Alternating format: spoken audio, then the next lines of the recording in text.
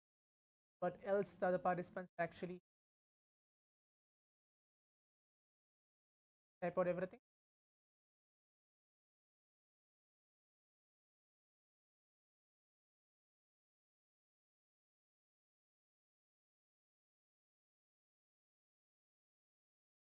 And Pavan is telling mostly darkness. Okay, Akash Geronimo's telling young tree at the bottom right corner, the slight slope going from a center to the top right. Good. Now let's actually see what is the image there for all of us in this round 1 of the power manifestation. Yes. Now you can see the image is actually a bell. 2 bells are there, like a temple bell. Behind it's fully orange, which is there. Main color is orange and yellow. The background is completely there. That's the image. Feng has used, have actually put the color as orange. So that's wonderful that you have actually manifested this first round of the power manifestation. You can actually go ahead and see one of you have actually manifested first round. You go ahead and actually correct it for yourself and please post your experience as well, that what you have actually manifested in this first round. If you have not actually gotten the correct, or if you're not satisfied still that I have not manifested this first round, we can move on to the second round as well. Now please close your eyes. We're entering to the second round of the power manifestation. Your eyes closed.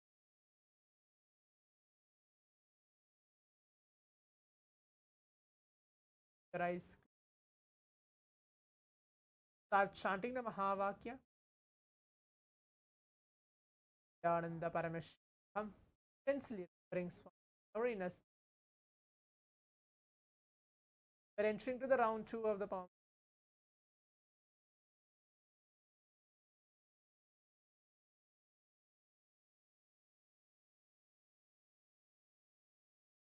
Your eyes closed.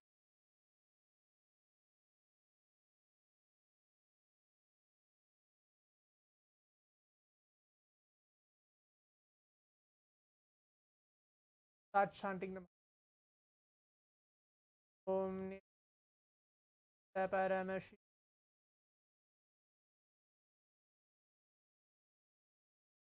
Paramashivam.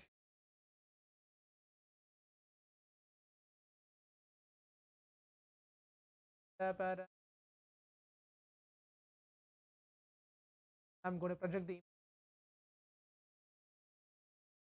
round 2.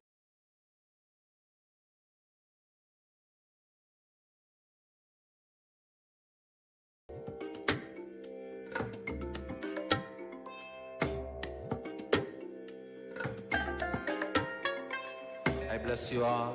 Let you all open all your 3 eyes and manifest the powers of Mahasudashiva. Om Nithyananda Paramashivoham. Om Nithyananda Paramashivoham.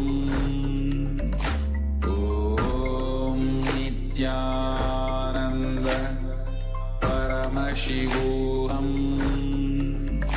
Om Nithyananda Paramashivoham.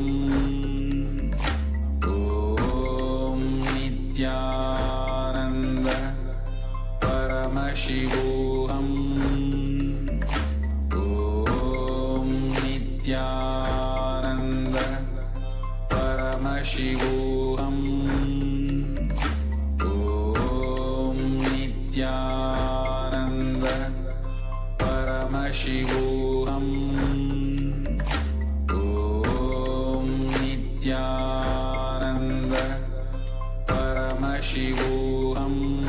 Paramashivoham. Om Nithyananda Paramashivoham. Om Nithyananda Paramashivoham. Om Nithyananda Paramashivoham. Om Nithyananda Paramashivoham. Om Nithyananda Nithyananda Paramashivoham. Om Nithyananda Paramashivoham. Om Nithyananda Paramashivoham. Om Nithyananda Paramashivoham. Om Nithyananda Paramashivoham.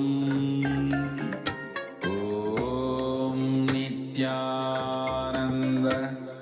Paramashivoham. Om Nithyananda Paramashivoham. Om Nithyananda Paramashivoham. Yes. Now, requesting all the participants, as we completed the round 2 of the power manifest, relax and take right hands, your eyes. Now, please pen down everything. Write down what was revealed on this round 2 of the power manifest. And you can actually go ahead and type out that on the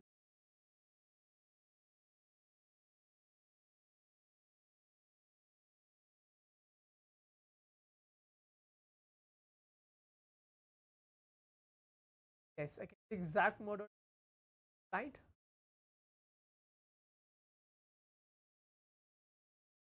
But as well, what was one of us? Our third eye.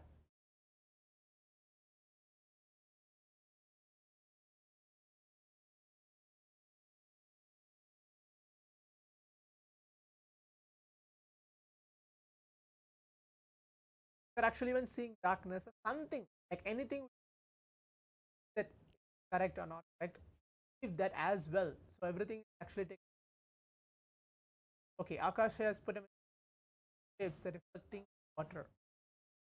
So now let us all see what is the image which was projected to all of us for this round 2 of the power manifestation. Yes, now as you can see, the image is a playground. So it's like completely a playground, which has blue color, yellow color, red. Mostly like most of the colors are there, and there's a tree actually, 9 grasses, and you can actually go ahead and see for yourself that if you have manifested in this round 2 of the power manifestation, it's great, wonderful that you have actually manifested. Akashaya, you have put the green and blue. That is actually wonderful. Blue light as well, so that's blue color is actually visible. Okay, yes. Yeah, fingers pyramid. There is a approximate shaped electric vehicle. So now, yes, as we're coming to the conclusion of today's power manifestation, as we're going to have more and more power manifestation throughout the day, manifesting powers of Paramashiva, let us all take a few minutes to go ahead and share our experience. Whatever that we have manifested in this span of 20 minutes power manifestation, the first power, the power of third eye. Let us all take a few minutes. Yeah. We'll be starting the next session very shortly. Stay tuned.